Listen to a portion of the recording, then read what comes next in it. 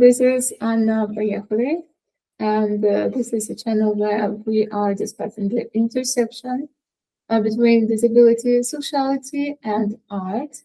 And today I have a talk with wonderful girls, Kelly and Avery, who are running the podcast on the wheels. Could you please say hi and tell about yourself and something about your background and your disability as well? I'm Kelly, and I'm here in the States, Ohio specifically, and I live with a rare form of muscular dystrophy called congenital muscular dystrophy, collagen 6 specifically, and I'm a big fan of music and the arts, and I'm really excited to be here to chat with you today. And I am Avery Roberts. I live in New York, here in the States. I am a rare disease and disability advocate. I do a lot of exploring of disability inclusion and disability inclusion done right and what that means. I'm a professional dancer in the city as well. I'm outside of my advocacy work.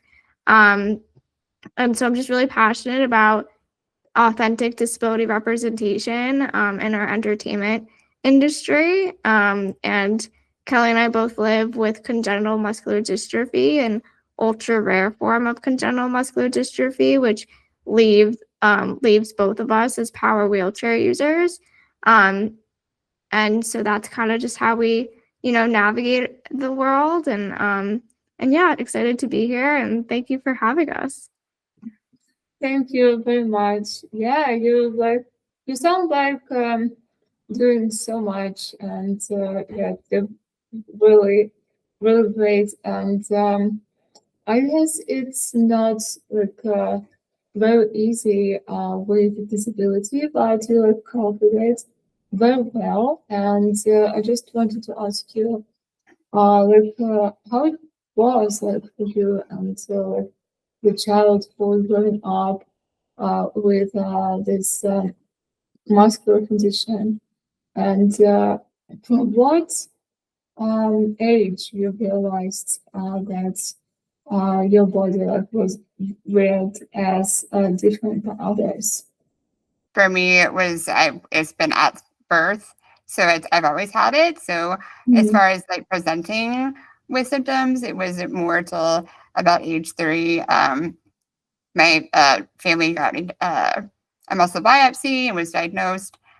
So I feel like pretty early on I knew that I was different because I couldn't keep up with everybody else and could never run or things like that. I was able to walk and stuff and get around, but it was difficult. So I knew pretty early on that I wasn't like the others. But yeah. Kind of similar to Kelly. My mom had a normal pregnancy, and then when I was born, I showed signs of neuromuscular disease. And then it took 7 years after, extensive genetic testing and a muscle biopsy that I was finally diagnosed with CMD. So I think growing up with CMD, disability was just, my normal until the world told me otherwise. I don't remember a single before diagnosis just because I've always had it. But I do remember, moments when I realized people, were reading my body as a problem, as a tragedy, as an inspiration, as I'm sure we've all felt. So that awareness definitely came early, childhood, when peers, when my peers stared at me, when adults spoke over me, or people, assumed that I couldn't understand what was happening or what they were telling me around me. That's when I learned my body was being interpreted, long before I ever got to really get to know myself and introduce myself to the world in a way.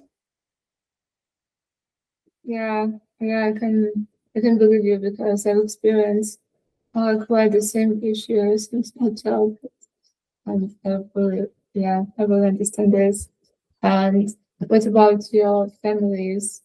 Did you ever had talks about disability when you were growing up, or were they silent or just avoiding such conversations? Yeah, my family really didn't, or was not exposed or had anybody else with a disability that they knew of. So I was like their first being thrown into, what is that life like? And especially with a physical disability, there's just a lot of adapting and things to improve your environment for access, like around the house with a power chair and just a lot of those things. So they didn't really know a lot of those things. It was learning together how to kind of navigate all that.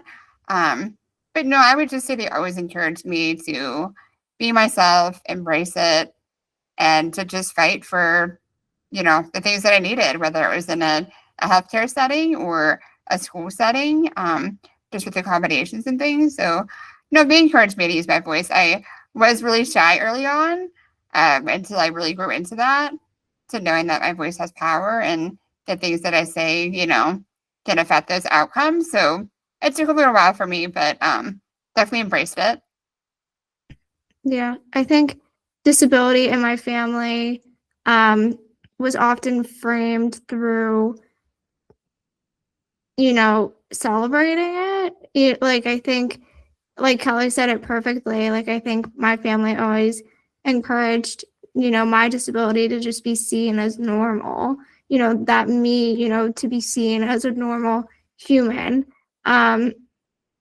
Sometimes medical, sometimes loving as well, but not always emotional.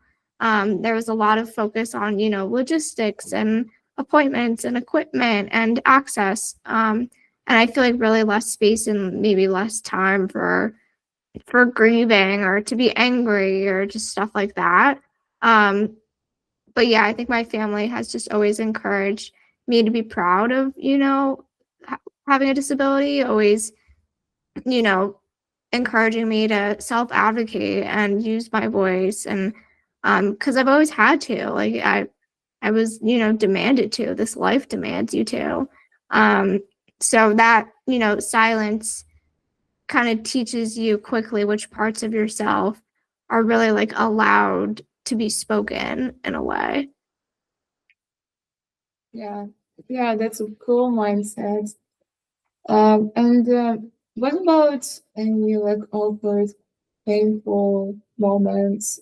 What do you think is like the most um weird situations that you experienced with people having biases about you or any comments? Because to be honest, I experienced a lot of such biases and comments about my disability or generally about my ability about everything. So I guess it was some sort of that for you too. And how do you cope with it usually? Yeah, I think how much time do you have? I feel like that's like we have so many. I feel like society is just, I mean, we're getting better, but they're still like not ready for us. Like anybody who's different is just like, whoa, what's going? It's just really unnecessarily dramatic in some fashion. So yes, I feel like I say we've seen it all, but I still get surprised. But mostly it's just people speaking for you or like talking at you, and just not really being viewed as a valid human. Just people thinking that you can't talk or you can't express your needs, or speaking to those around you as if they make those decisions for you. And yeah, it's just mostly about just those societal perceptions of what our abilities are and just being assumed that we can't do those things on our own. That's kind of just been my most experience generally as a whole. Yeah, I think I completely agree with you, Kelly. Being ignored, while people talk about you instead of, to you. I think we experience that a lot. I think strangers also asking very, invasive questions, people assuming that my caregiver, is my sister, like stuff like that. Um, or, you know, I I think that there are so many different misconceptions and assumptions about the disability community. I think also like we're always treated as inspirations, um, simply for just existing, and I would rather be, seen as an inspiration for my accomplishments and my achievements, and not just, living my life and just existing. Yeah, I see. And how do you think, are there any special biases about disabled women? Because we all experience different situations, and the gender impact is very much. For example, the male disabled people are experiencing more biases about the heroic circumstances of their disability or so on. How do you think is it for women? What are the biases about this gender, the female gender? Yeah, I think us as United Women, like we are kind of just society says like we can't like have a husband or have a family, that we can't that we're not worthy of those things. So I think there's just that general bias of like, oh, we are disabled and you're a disabled woman, and no, they shouldn't have children, and no, that can't be her boyfriend, or that she can't have a husband. No, like we're just already just ingrained to like think those things, and that's just really damaging as a whole in general. So yeah, I think there's a lot of different stereotypes out there that are not valid, and we should not keep feeding into that. We are all worthy of love and the opportunity and ability to have a family or do whatever we want with that and or our bodies. So Sure, you're very beautiful women, honestly. oh, Thank you. right back at you. That's so Yes. sweet.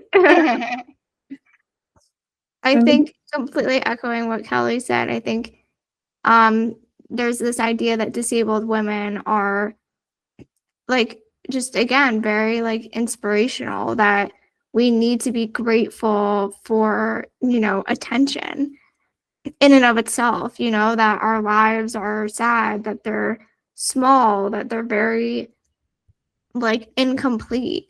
And I think those narratives really strip us from like they strip us of complexity. And they show up everywhere, from dating to healthcare. And I think like Kelly said, I think society thinks that disabled women are not worthy of, of love, of starting a family. And I mean, it's completely not true. Just as simple as that. how difficult has been for you to find friendship, to communicate with each other, like within or outside the disabled community? I think it's easier with my fellow disabled people because they get you. I think they're more inclusive and embracive. That's not to say that allies and able-bodied people can't be that too.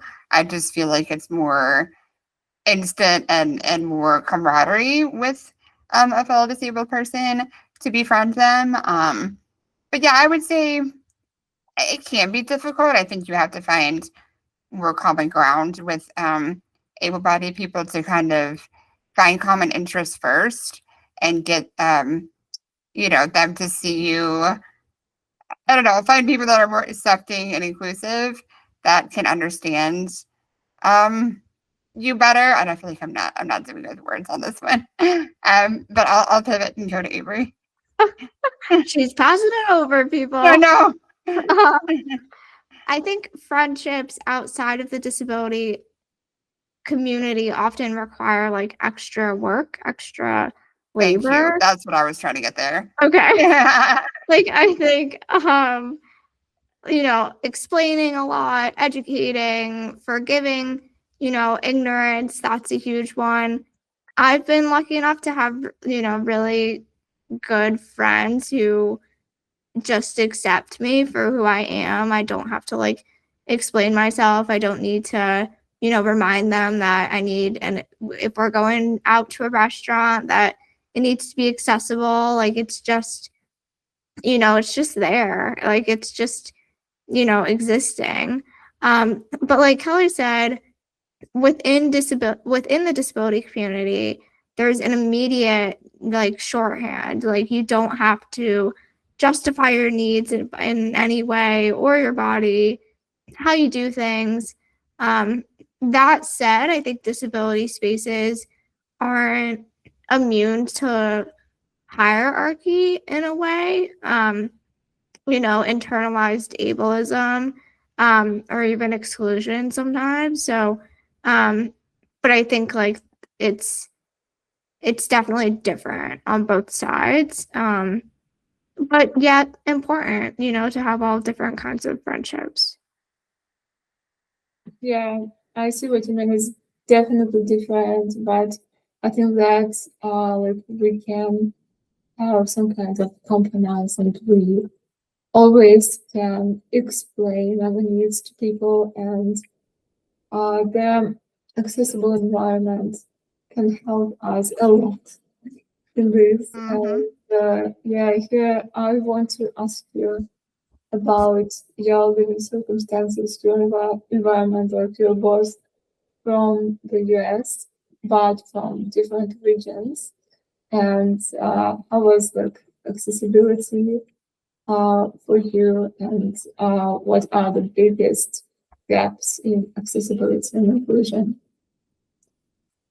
Another thing we could speak a lot on, and forever on. I feel like, yes, there are a lot of gaps still, both socially, structurally, and just in general. I think the biggest thing is just access. I think that's just so hard to get around, whether it's in buildings, transportation. It's just really not built for us in power wheelchairs, just point blank. So I think that's just like some physical barriers, but yeah, definitely societal barriers.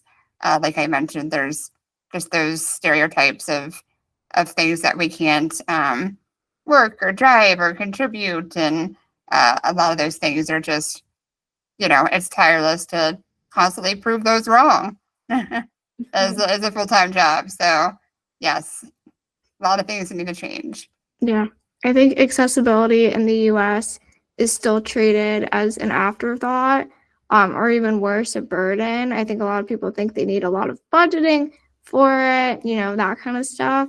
I think structurally, like housing, transportation, healthcare, I think socially, people not knowing how to include us without adding some pity in there, some fear in there as well.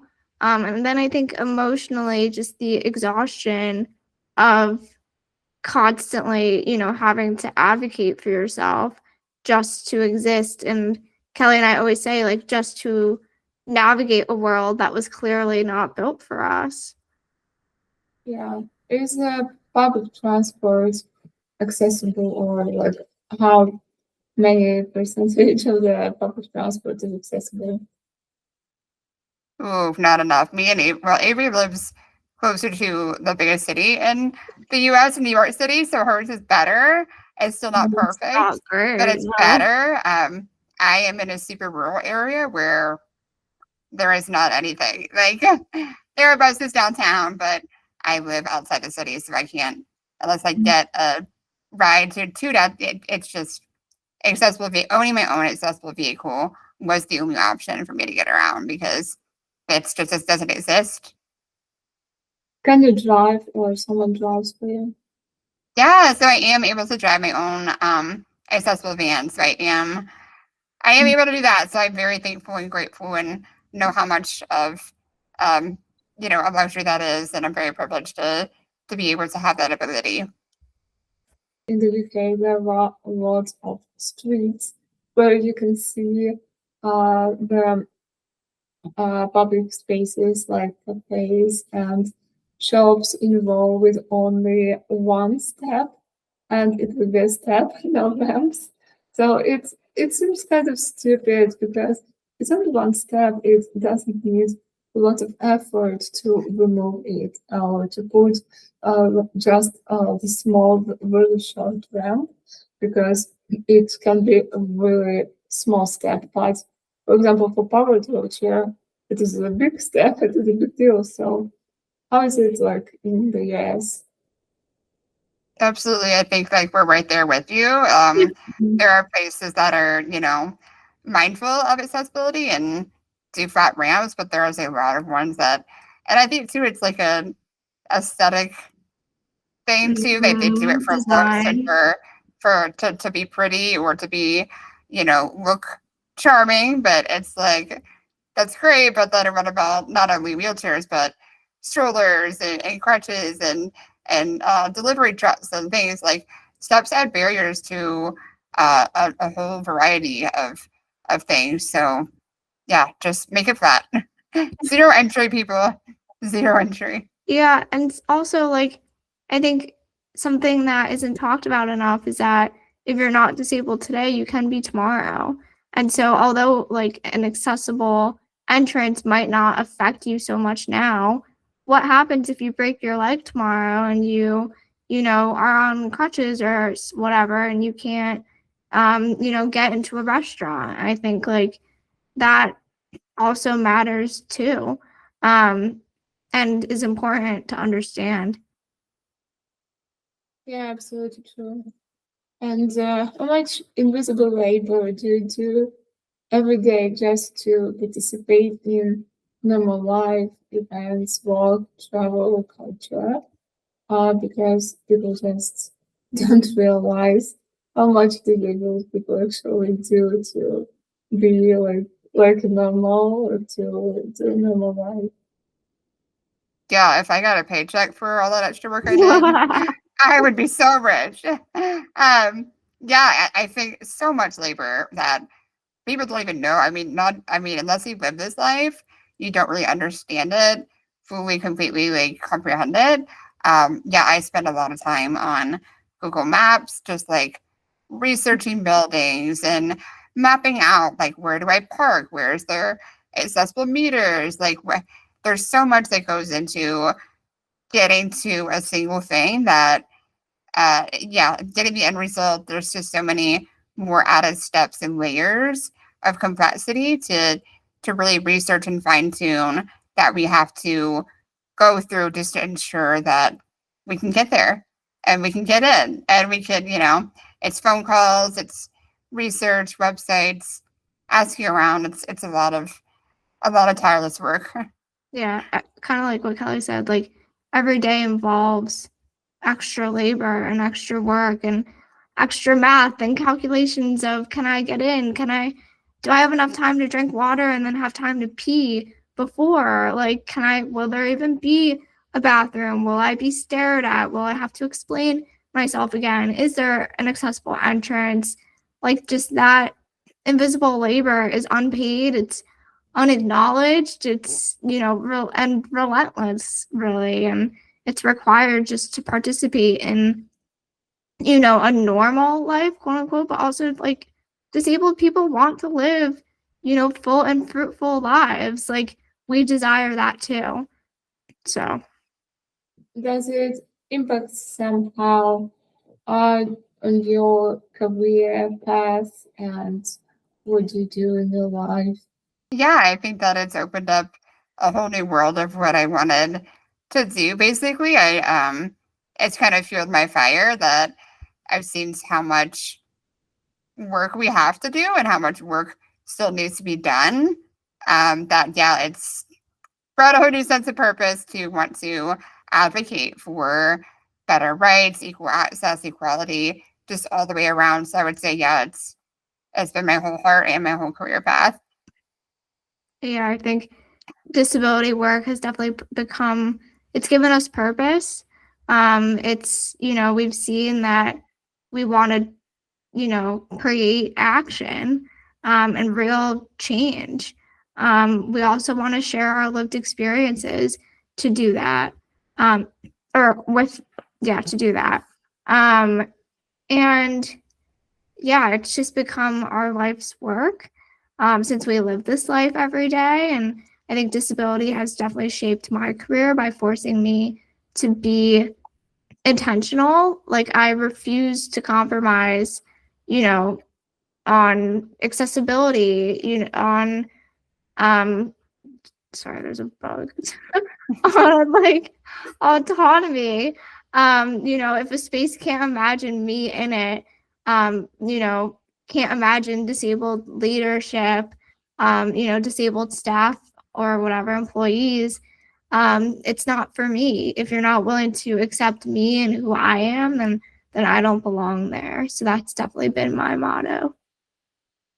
Yeah, and returning to the relationship and speaking about the romantic relationship, um, when was the moment when you consistently realized that I'm a sexual being, and like when you discovered your sexuality, and was it confusing for you? Was it like, did you see any impact of your disability on your thoughts about yourself?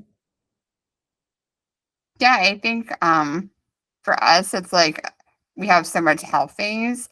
And for me, that was like the focus of just my health and just getting to a place of stability. So for me, I didn't really focus on that till, or probably had that self discovery till more like in my 20s, so later in life. But yeah, I think society tells you that you cannot be desirable and you're not a sexual being. So I definitely think those stereotypes kind of lead into, maybe why we put off exploring that until later, because we're kind of told until we're more coming to our own and discover that ourselves. But yeah, I think definitely those misconceptions play into, those moments of when and how you embrace that fully. Yeah, I don't think it was like a single moment so much. It was more of like a gradual understanding of myself, um, as a wheelchair user. Society, often treats disabled people as if they don't, experience desire or relationships. And that can be confusing when you're trying to make sense of your own identity, and how you see yourself. I think for me, it was less about focusing on sexuality itself and more about recognizing that I deserve connection, that I deserve intimacy, and to be fully seen, as myself. I think society doesn't always leave much room for that conversation, for that matter. And so it took time to separate my own sense of self from the assumptions that are so often placed on disabled people. Yeah, true. And if you are okay to speak for others, do you have relationship right now, or have you had any relationship? And how was the dating space for you? Like, was it welcoming, or does it feel still inaccessible? Yeah, I think again, society and those stereotypes really feed into, is a woman in a wheelchair desirable? Is that something that I want? Like, I feel like a lot of people get so hung up on the chair and are so freaked out that they don't really recognize or acknowledge that there's a human like that in there too. Like, I think that people are closed minded and skip over that fact. And like for me, it's like, okay, you're lost.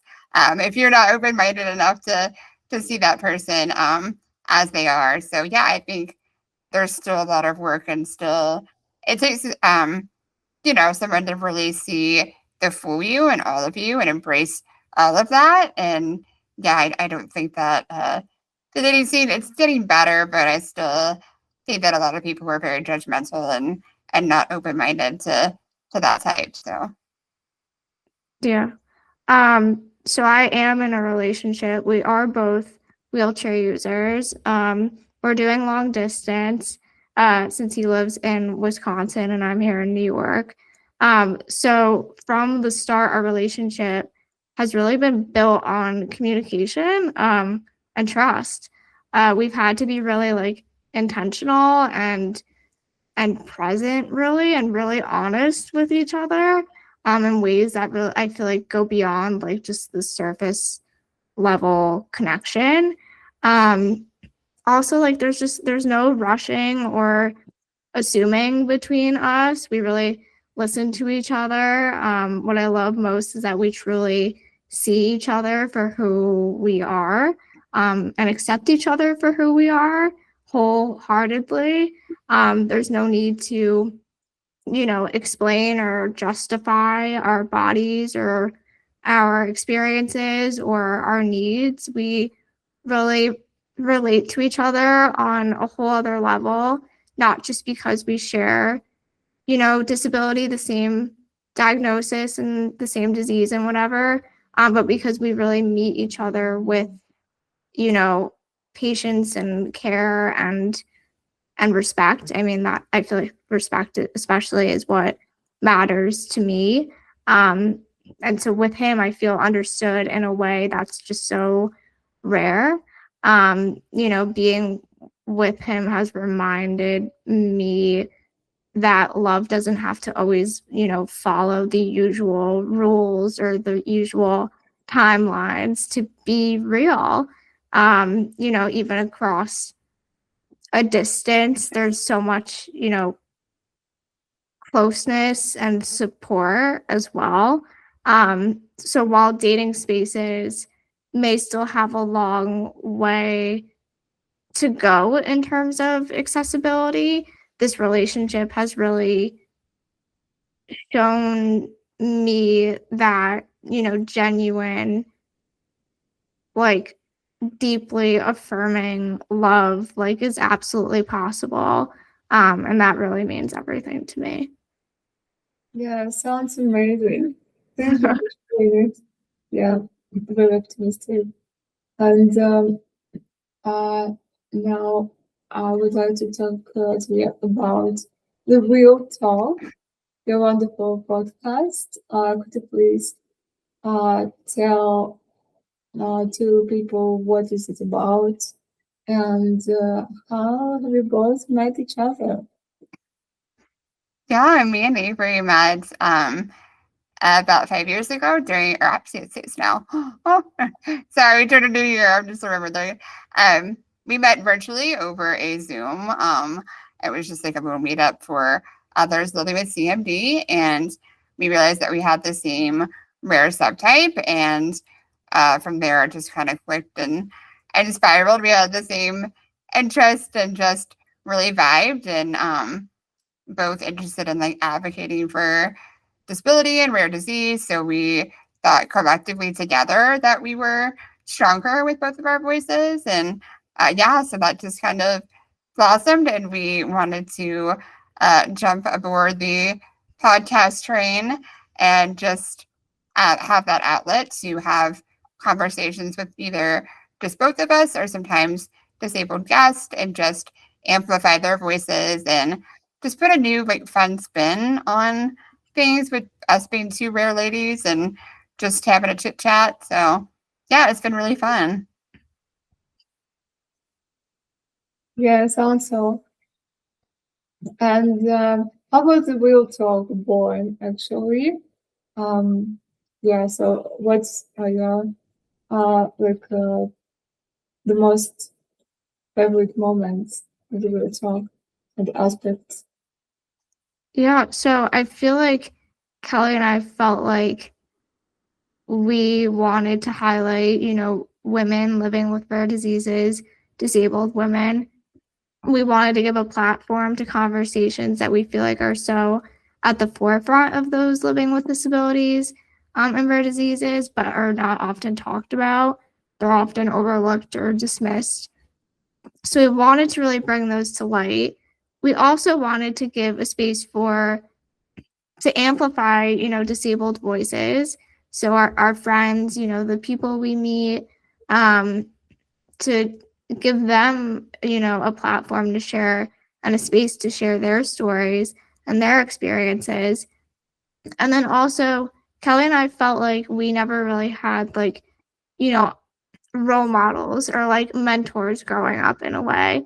And so to have this podcast to leave behind for people, for young, girls or young people living with CMD to discover and hopefully feel seen and heard and validated, that's kind of why we're doing the whole thing.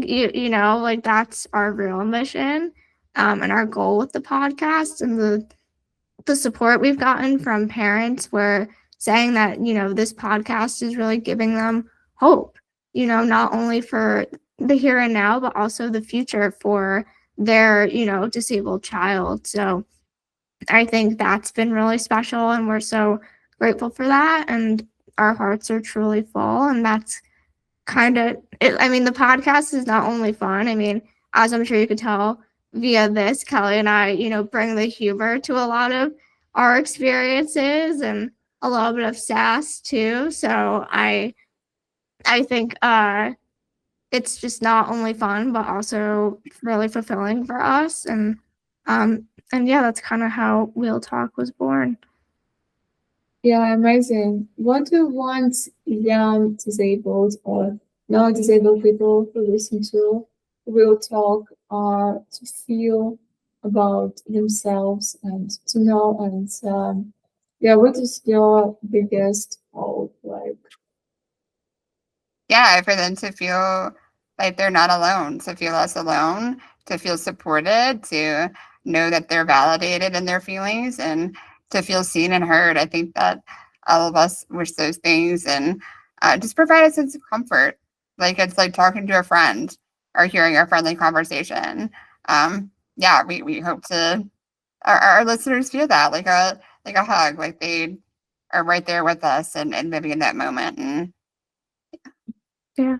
I think we want listeners, disabled listeners, to feel seen, to feel heard, to feel empowered, as well as just less alone, validated as well. And I think we want non-disabled listeners to feel curious, and to feel ready to maybe unlearn some of the misconceptions that our society has, to learn something new, to be open to learning something new as well. And I think Wheel Talk just isn't about like having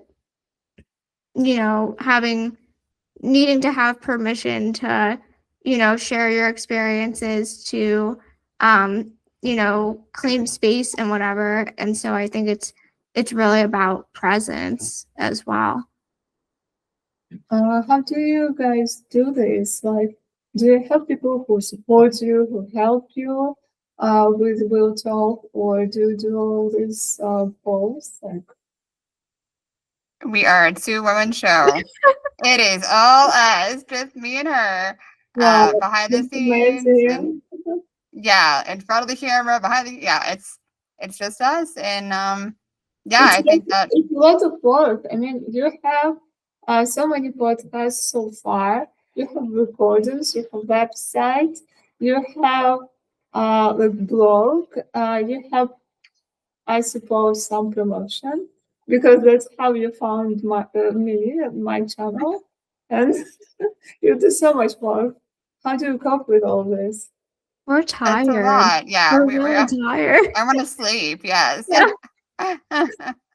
It's exhausting work, but we're passionate about it. We love what we do, and we're excited to just keep growing our audience and keep connecting and make more friends.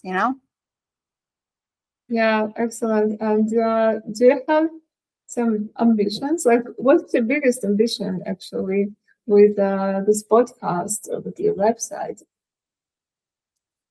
I mean, we wouldn't be opposed to like getting sponsored, like just a big I don't know, we'd love to take on more professional speaking gigs. That's something to put out into the universe too, that we're available to do speaking gigs. Yeah, I mean, we're open to any and all opportunities in this space to just keep amplifying our voices and changing the world. Yeah, and I have a last question for you, which I ask everyone who is my guest. If you could imagine the ideal accessibility and ideal inclusion in the ideal future world, like what would it be like for you? How do you see this ideal future? That's hard. I think just, I don't know, can we rebuild the world and start over? Like rebuild everything and just everything is ramps and elevators and universal design for Personally, I would like to have a flying wheelchair. Oh, okay, that's a good one too. Yeah. Yes. And I would like to live in a world where all people just perceive disabled people like they are. And actually, I would like to see the world where all the people understand that everyone is plus or minus disabled. Yeah, exactly. Yeah. Yeah. I completely agree with you. I think you know, wish that and hope that disability will eventually be considered as the norm. I think I want a future where access is just assumed, where it's the norm, and not it doesn't need to be requested. Um, I think I want a future where disabled, people are valued, they're not pitied. Um, I think where we can all just kind of where we all can kind of come together as a collective, um, to enact positive change. And that disabled people are always the ones leading the conversations about themselves, about our bodies, about our futures. I think that's really important as well. Just the power of the lived experience. Yeah, great. Thank you so much for the answers. And yeah, that's all. Thank you. And it was an amazing conversation. And I'm so delightful to have a talk with you. You're wonderful girls. And I wish you all the best in your personal life and with your channel and podcast. I will keep in touch. Thank you for having us. Thanks so much, Hannah.